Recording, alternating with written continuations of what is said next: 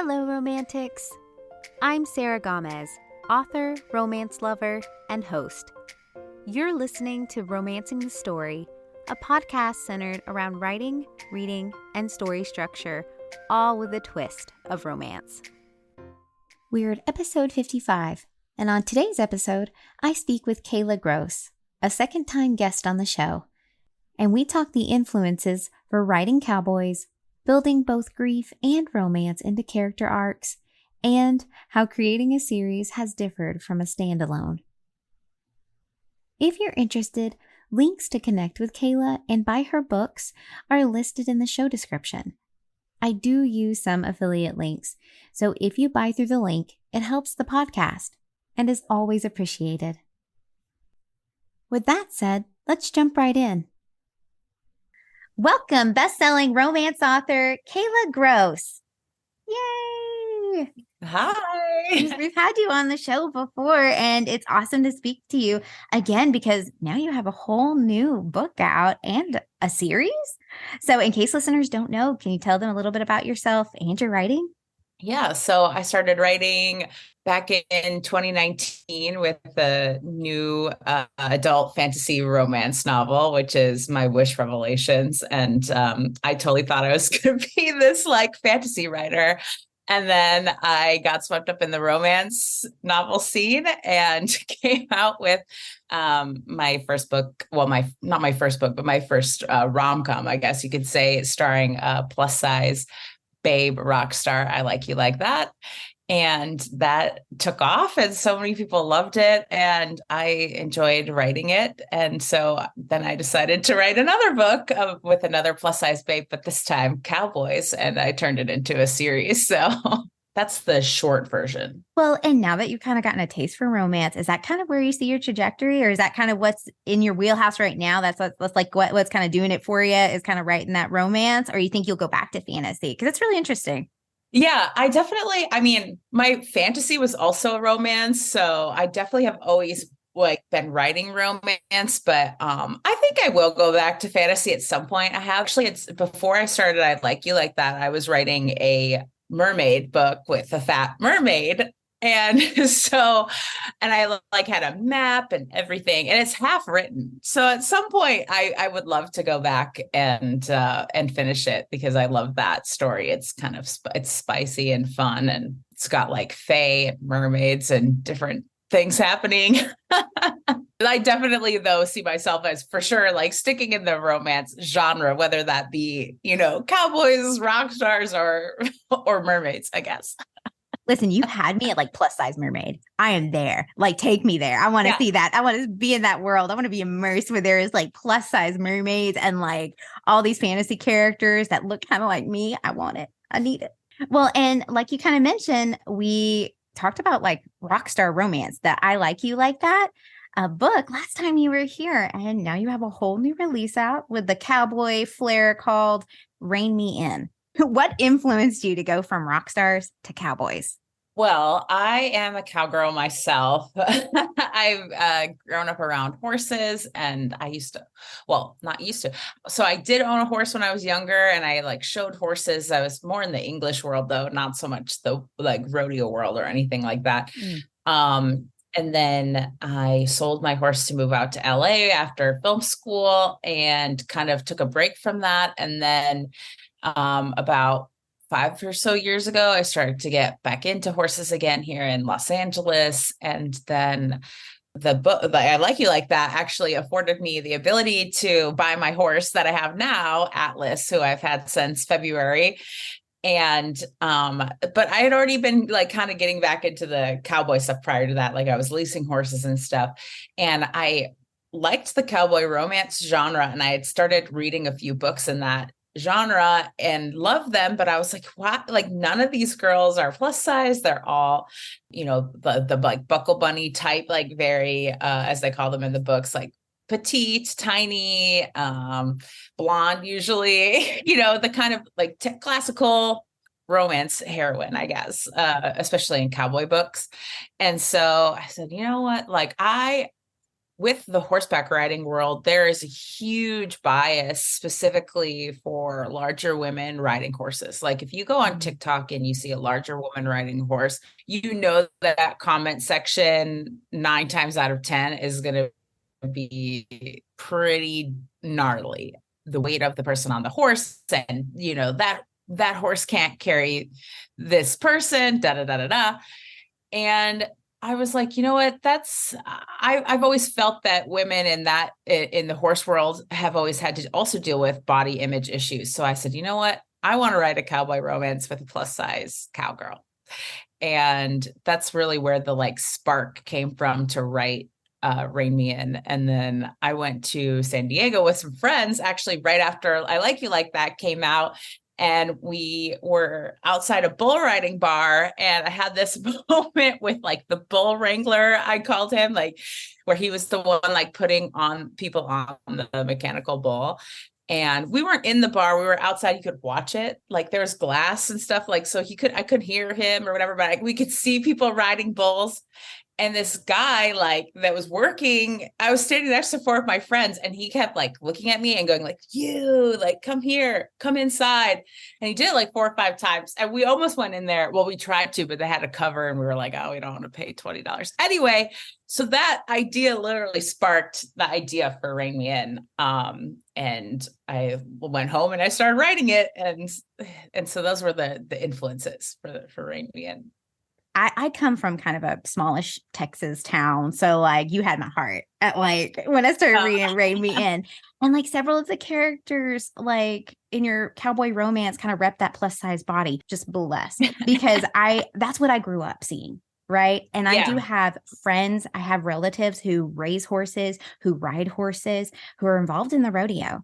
And like, that's just kind of what you see typically in the South. You see more of the plus size bodies more so than you do some of the smaller bodies. So like, that's why I was curious. Like if you had ever been to the South, if you kind of based it upon experiences in the South, because like, that just felt like true to me as a true Southern girl who knows, Southern hospitality and all the good food you eaten around here. I haven't been to the South too much. I've been there here and there, but I really wanted this. I definitely like know what you're saying. And so that was in my mind for sure. I wanted the town to feel like almost like Sweet Home Alabama, but with like curvy women. Like, I don't know. It was one of those things where I realized after I wrote it, I was like, oh, everybody except for the parents, I think are curvy. Like, and then the men, obviously they're like, the typical romance guy would, but the women are definitely a little more curvaceous. And yeah, it was intentional for sure. And then not at the same time. Like, I think I've started to sort of just picture all women that I write in sort of like a curvaceous nature. You were talking about the bull riding scene though, or I'm sorry, the mechanical bull riding thing. And listen, I know my friend, she was riding a mechanical bull and she's a plus size girl. She did better than all of us. Anyone who was like skinny, mid-sized, anybody. And when I tell you the men were making eyes at her afterwards. Yeah, I'm sure.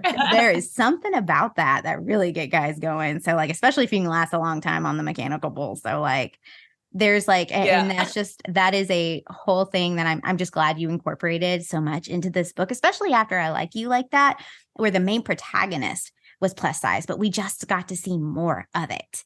Yeah, it was really I was just talking to somebody about this yesterday, like the I Like You Like That was a lot about like Birdie and her journey as a rock star who's living in this world where everybody around her is telling her to be a certain way, and she was dealing with the consequences of that world, and also like her dealing with her body image and her with Liam, and when they were kids, and him rejecting her, and her thinking it was about her weight and stuff like that. So there was a lot of I Like You Like This just had so many components of fat phobia and different things. And so with this book, I was just like, you know what? She's fat, she's happy with her body. Like, this book already has so many things going on in it emotionally, and that I didn't feel like that was necessary. And I also just wanted this town to be sort of this loving town that was very accepting. and of people and their backgrounds and who they were and what they looked like. And so this book was very much more of like, they just are who they are. And it's more about their journey as, as their characters versus what they physically look like. Oh yeah. And you make a fantastic point. This book, Rain Me In, is such a departure from I Like You Like That. Very different in tone and what is being dealt with and everything like that. What the emotional journey of the characters. Did the book originally look different from what readers will find in the current version? And why did you decide to change some of the book? Yeah, it definitely, in the beginning, when I first had the idea, I actually, that song, I don't know if you've heard it. It's by Cole Swindell, and they use the Heads Carolina, Tails California song in it, except he like makes a new song out of it. Anyway, so it's the same song, but different. And it's basically like he sees this girl and she's doing karaoke. This is what the song's about. She's doing karaoke, and then he's like falls in love with her. And so the whole song's like, let's jump in the car. We can go anywhere you want. Heads California, Tails Carolina kind of thing. Like they use that. And it's this, love story, quote unquote, because all country songs are always a story, right? And I was like, oh, I kind of love that. Like this guy sees this girl across the bar and they go on a road trip together somehow. And like, she was going to be had a divorce or something. And he was going to be, I don't know what he was going to be, but like, and then the book shifted. I was like, okay, no, it's going to be this thing. And like the brother, Kate, originally was like way funny. And he was like, had a business where he was like selling steaks, like, it was like totally different. And then as I started writing, I lost my grandfather not this past May, but the previous May. And so I was dealing with that. And then in January of this year, I lost my friend Sally. And it was like my first dear friend that I've lost to cancer. And I was kind of in this grief journey of my own, and it just evolves, I guess. Like the book just changed, and that always happens. I feel like when you're writing, especially if you're like me, I don't write with a outline. I try, but I will literally kind of roughly plot things out, and I never follow it ever. It always changes because I feel like my characters, they definitely speak to me. And they tell me where they want to go and what they want to have happen. And so the story always just evolves into sort of whatever is happening in my life and whatever the characters are telling me, I guess. Oh my gosh, I'm so sorry you lost your friend and your grandfather. And that was like, and you feel it through the book because you did take a very nuanced approach to it. Like I find the character arcs in the book are very like real and like they're raw and emotional. And, the female protagonist is a little prickly and she's dealing with her own loss, her own grief. And so is the male protagonist in his own way dealing with a lot of that personal turmoil. There was quite a bit of exploration of how grief is so personal and how it's hard to quantify one loss and how it affects people or how it's supposed to affect us. Was creating an introspective character arc always part of how you wanted to approach grief in a romance? Yeah, I have always been like my writing, I feel like it's always been way more realistic. Like, and some people, it's not their cup of tea. Like when they read, they want to go off into another plane of existence, and that's totally fine. I like that too sometimes. I think it depends on whatever it is you want to read. But it's funny, when I first started writing this book, I told my friend, I was like, let's Nicholas Sparks this shit. Like I wanted to have it be like a sad book, but with like sex, but then also, romance and funny moments. And like some of my favorite scenes are the bull riding scenes and like the bar every time they're at Nighthawk. Like I wanted Nighthawk to be sort of this central location where like fun things happen. So if you're going to Nighthawk, like stuff's going to be fun there. And I wanted all my characters to just be very well-rounded, but also have things that are happening in their lives outside of, Nighthawk. Like I wanted there to be I wanted everybody to have something that was going on for them, whether that was, like I have because I'm a really big into side characters. Like And people tell me this a lot, like, oh, you build up your side characters so well. Like, I love all your side characters, sometimes more than your main. And I was like, I know I have the tendency to do that because I love them too. I'm like, oh, I want them to be like, have stuff going on too. But yeah, I really wanted all of my characters to just sort of have this nice arc of like they start, point A, and then they're sort of figuring their way through it as the book goes on. Well, and that's so interesting to me that you say you don't outline, and yet you did such a fantastic job, like building all these character arcs. Like you said, you have these wonderful side characters that all have their own like personal arcs. And like you give them a lot of background for these side characters that I kind of want more of them. Of course, since this is a series, I'm hoping we'll get more of them. Was Raimi and kind of like different building the series? Did you go into it thinking it was going to be a series, or did it kind of spiral to become a series? I knew pretty early on that I at least am going to write Cade's book. I don't know beyond like that necessarily, but I knew that I wanted for sure to write both brothers because as I started writing, Cade kind of became one of my favorites. Mm-hmm. And I've never written such a young character. Like Cade's 21. Most of my characters that I've ever written are at least 24 usually, which to me makes a big difference. 21, 24. It's like, that's to me, at least I felt a lot different when I was 21 versus 24, but he's also kind of like this old soul who's got so much going on. And like I said, he initially, like when I look at my notes because what I like to do, since I grew up in the film, well, not grew up, but I went to school for film and stuff, is I build my like start of my books like a movie pitch. So I'll have the characters listed out, and then I'll put, their personality traits and kind of their character arcs and where their starting points are. And like I said, Cade was totally different. He was like the life of the party, which he still kind of is, and he's super funny and super charismatic. And he's like, has a thriving business where he's selling off like, beef, like Texas grade meat and like, like organic, blah, blah, blah, like all these things. I don't know. He was just a totally different character.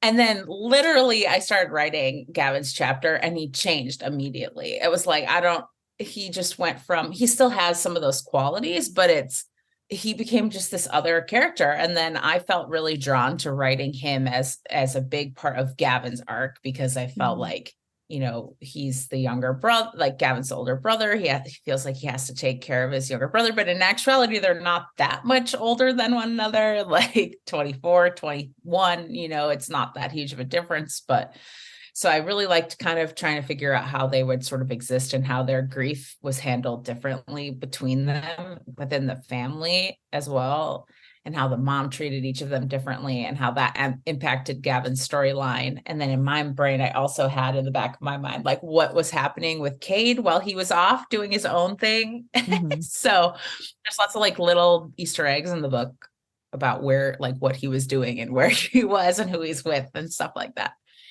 Well, and it's so interesting. I keep forgetting Cade's like 21 because there are moments like I kind of forget he seems like a lot older.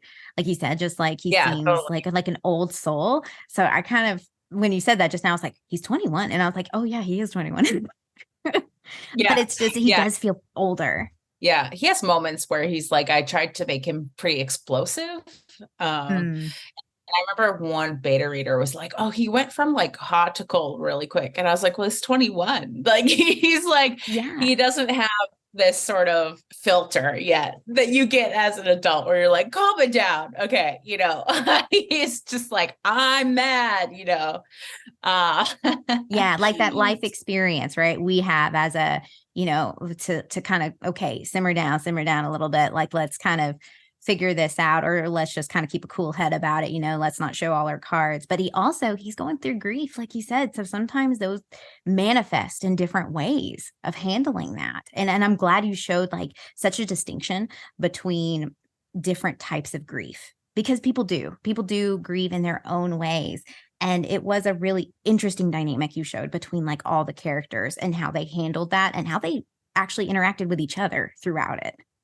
Yeah, I think I tried to kind of touch on like all the different experiences of grief that even I've had. Cause, there'll be certain people that die that, I knew or acquaintances with or something. And you kind of have like, there's different types of grief, right? Or like a pet dying, that's a different Mhm. type of grief.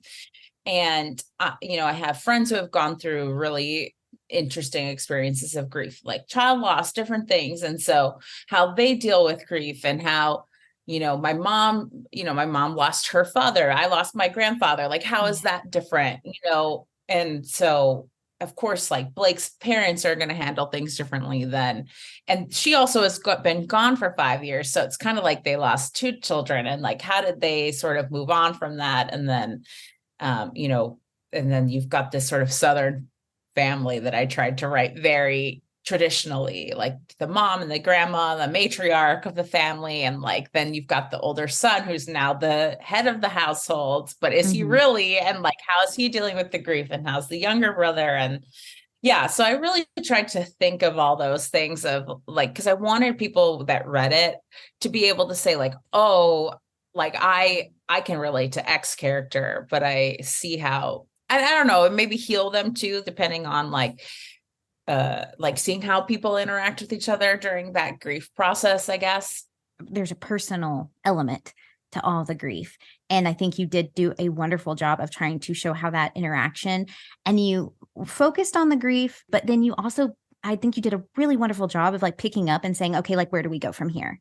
And kind of worked in that dynamic of like moving on from the grief, but like still settle, like you're settling in it, you're trying to reconcile with it, but you're still trying to move on or trying to move into the new normal. So I Mm-hmm. think that was really interesting. And I think you handled it very wonderfully, especially with like I said, there wasn't just the main character, the main male protagonist who was dealing with it. It was also the female protagonist, which was Mm-hmm. like a double, like you kind of had a double whammy there. Yeah, I didn't So, know if it would be too much when I first started writing it, but then I actually liked it because I was like, what happens if two people that are going through separate processes of grief, but also like he lost his best friend too yeah. 5 years prior. So it Mhm. was like, but I felt like Gavin, like what I liked about him was he was almost like this pillar of like, he recognized that grief was hard and like things have changed and stuff like that. But he also, in his own way, had kind of figured out how to process it. So to me, he was almost like the one that had the best handle on it, even though Mm. his translated more into like doing, you know what I mean? There's always like the doer of the grief where it's like, oh, well, that happened, but like I still gotta go and like move on and stuff like that. And what I liked about Blake was she's kind of opposite. She's sort of stuck in this Yes. grief. And so them together, I felt like was good because she was able to say, like, well, what about you? Like, who's taking care of you and helping him sort of process through that and lean on her versus, and then he was able to be like, same thing with her, but help her in a way that was like, it's not your fault, like there, and holding her in a way that helped her kind of get out of that unstuck place, if that makes sense. So, and she also was very similar to Kate in a lot of ways, I felt like. So, and I did that on purpose. I was trying to do like sort of a mirror, and I don't know if it worked, but I was trying to do like where he would have never really realized it, but she was also sort of like like his brother, like not like he was dating his brother, but you know Yep. what I mean? But yes. Like he was able to help her because he was also like dealing with his brother and having to, and Mhm. like when it's a sibling, it's harder because it's like, family curses. And so you get angry. But then here's this woman that he's like falling in love with who's kind of similar to his brother. So, like, by helping her through and being more compassionate with her in that process, he was able to be more compassionate with his brother because of that. The romance in particular, too, when you kind of started building that romance, those romance pieces, it came from a place of like interest, of like, I'm interested in you, and the tension, as opposed to like shared trauma. Like, and I think that's an important distinction, I think, is like having this romance grow from places of we're healing together, or we are interested in each other. There's this sexual tension already and everything like that established, instead of like, there's just a traumatic experience we happen to share. I think you did a very layered approach with that. And I think you did a great job. Was it difficult to write like that shared traumatic experience while simultaneously building the romance in there? Sometimes, but what I think helped me with that was that Blake, like, the incident happens and then she was like, bye. She's like, I'm out. She was just like she couldn't physically, like, she went, I think, from being, this happy, joyful, like Gavin describes her a couple of times from his perspective of her, like, this barrel racer that's winning championships and she's sleeping with guys and having a good time. And, she's got this fun brother as like her best friend.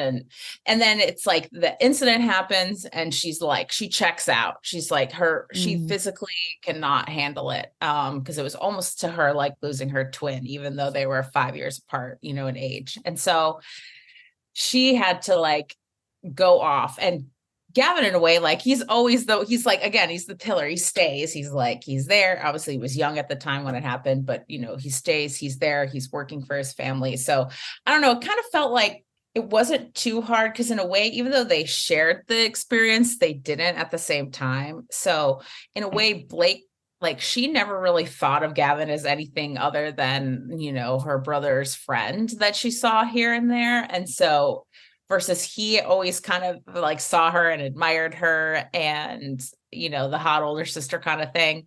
And it wasn't too hard in that sense, just because I didn't feel like their traumas crossed too much. Like they did, but they didn't. That's why I think he was able to also like help her through it, because he had stayed and processed like the brothers, his best friends, like death, versus she hadn't. So, and then, he had all this other stuff going on, but thankfully that was actually probably pretty easy, the romance. But I'm also a romance, like a romantic. So like, that's also my favorite thing to write, is that build of the romance, It's usually top of mind to me because I sometimes when like therapy sessions, they always tell you, you want to build healthy bonds as opposed to like a shared trauma bond.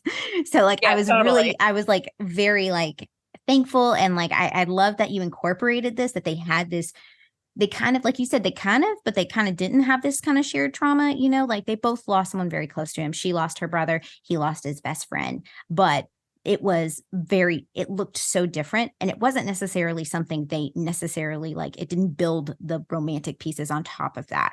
And it didn't like, that's not where it spurned from. It spurned from like, from the place of healing.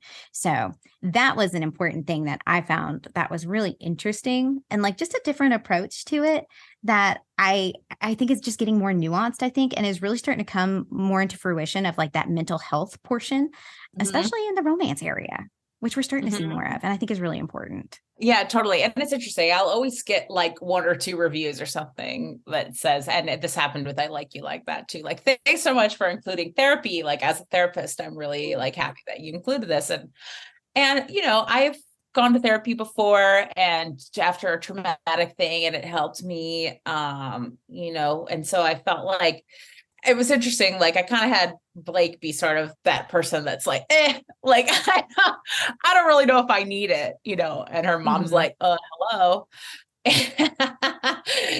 And so, but I really I always think it's good to like, what I tried to do with this book though, is like not say like, that's what she had to do, but just as an option. Like, if this is something that you feel, like her mom was like, I feel like this could be good for you, and letting like sort of process through her own stuff with the help of her experiences with Gavin and being back in town and stuff like that. And also I think it was good for Blake because I really like her relationship with Gavin gave her something outside of her grief to like deal with, so she was helping him with the ranch stuff while he's helping her with the grief stuff. So it was like, it was a way for her to like actually think outside of herself for the first time in 5 years, I felt like, because she had just escaped her trauma, and then came back to deal with it. And she had to deal with other things too at the same time, which is, I think is good. You'd like to be able to move on and do things, but still process at the same time.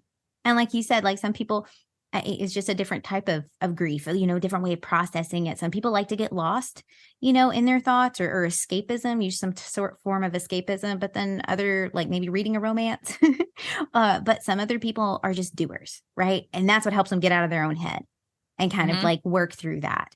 So like, it just depends on kind of, and where you fall on the spectrum and kind of what type of grief it is. It's just so different for everyone. And I like that you showed just that all those different kind of shades of different types of grief and how people deal with them. And you gave options like therapy in there, because I do think, I do remember that from a Like You Like That, which I thought was really cool.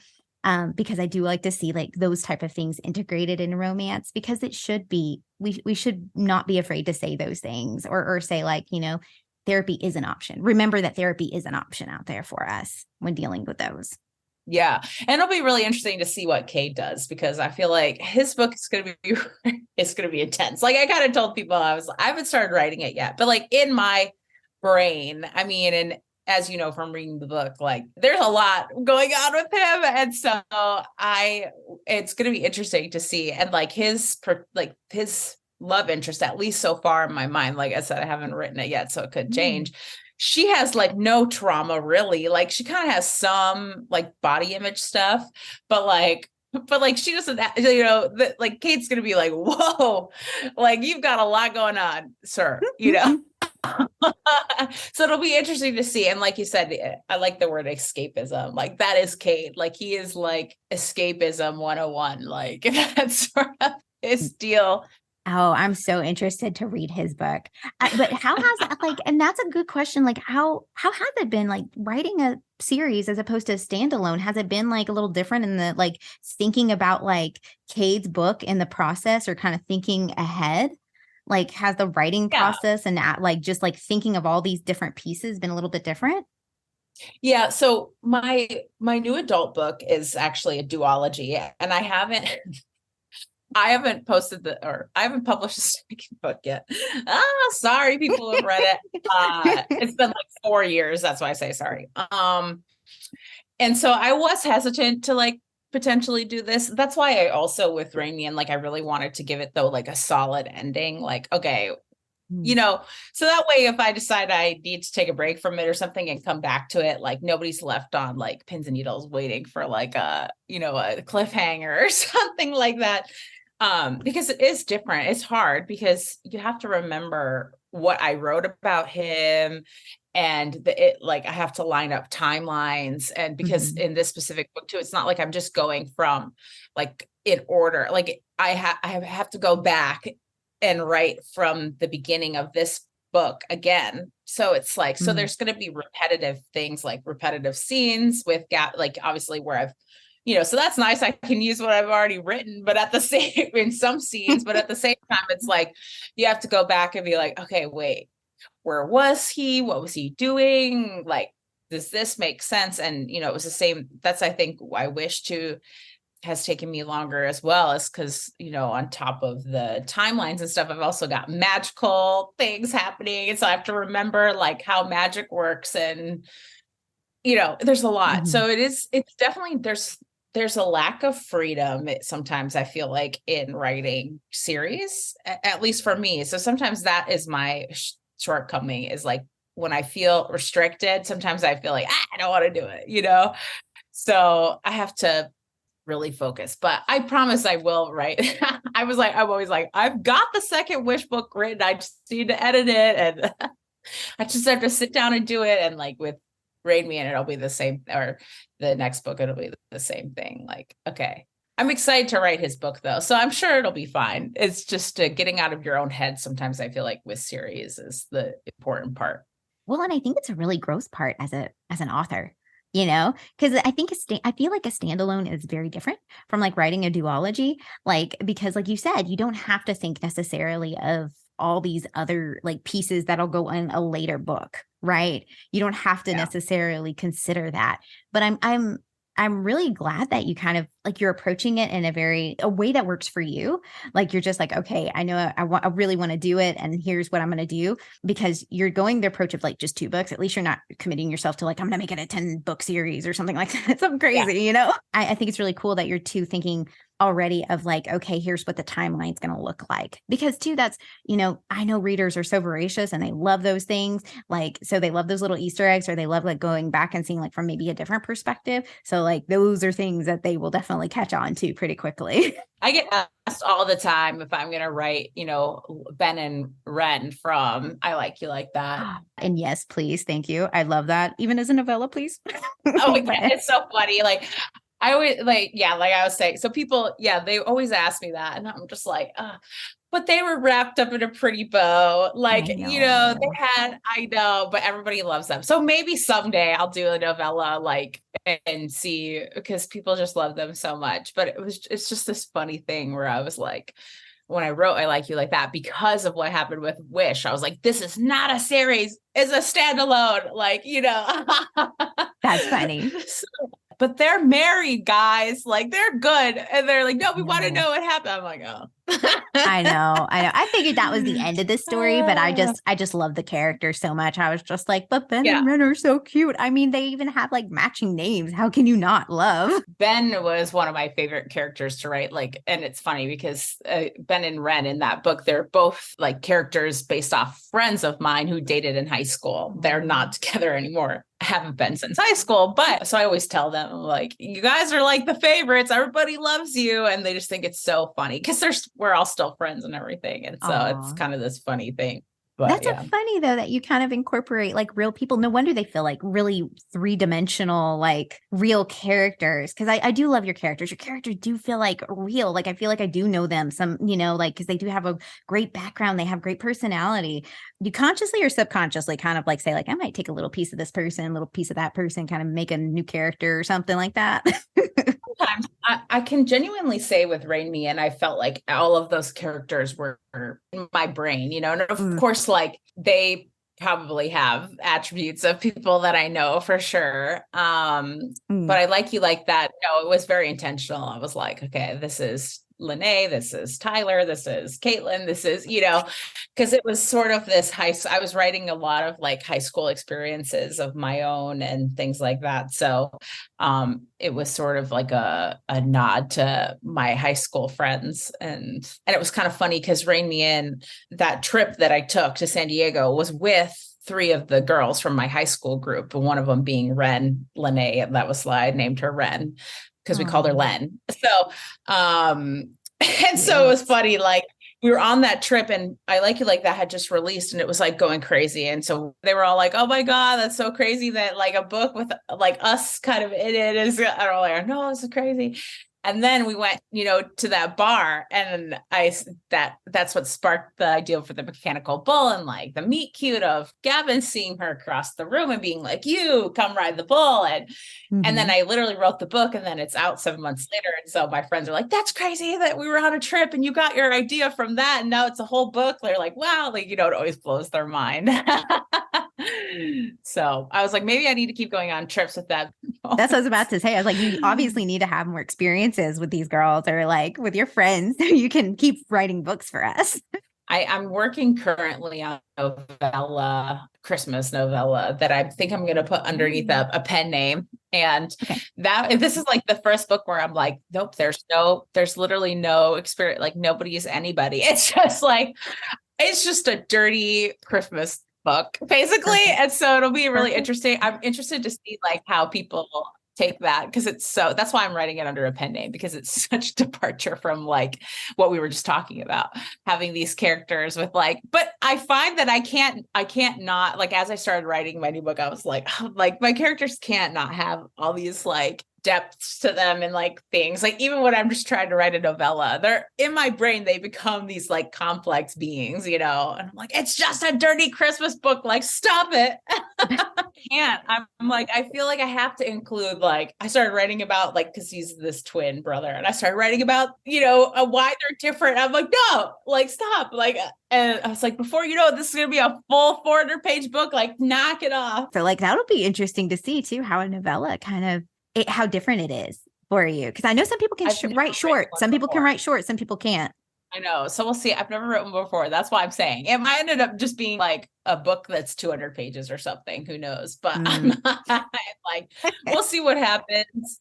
I like took like a weekend off of work in July and I said, okay, I'm just gonna sit down and like try to bang it out. Again, I have to remind myself, like, quick action, like things are happening quickly in novellas, like there's no time to, like, again, what we were just talking about, like develop these crazy layered storylines I mean, you can, but that's not why people are going to come and read this book. So I just have to remember, like, go to the action quickly. So as soon as I start writing like something kind of departure, I'm like, no, delete, like go back.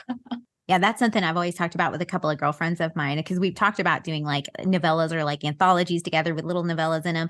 But like, we're just like, can we write short? Because that is like you said, that's the key to it. The action's always happening. We're always moving on pretty much the next thing, unless we're going to unless it's like some of certain scenes that are drawn out, but it's only very few of them. And we've talked so much about these amazing books about Rein Me In, I Like You Like That. So where can listeners find your books and how can they connect with you? Yeah. So my books are all on Amazon. So that's the best place to buy them. I believe I Like You Like That. That's on Barnes and Noble, but yeah, so Amazon's the best place to buy my books, or www.kaylagrosse.com if you want a signed book with some fun stickers and things. And oh my gosh, all of my social medias are like different. That was bad on me, but at Kayla Grosse on Twitter, at Kayla Writes Life on Instagram, and at Kayla Grosse Writer on TikTok. So yeah, those are all the places you can find me. Thanks so much to Kayla for joining the show.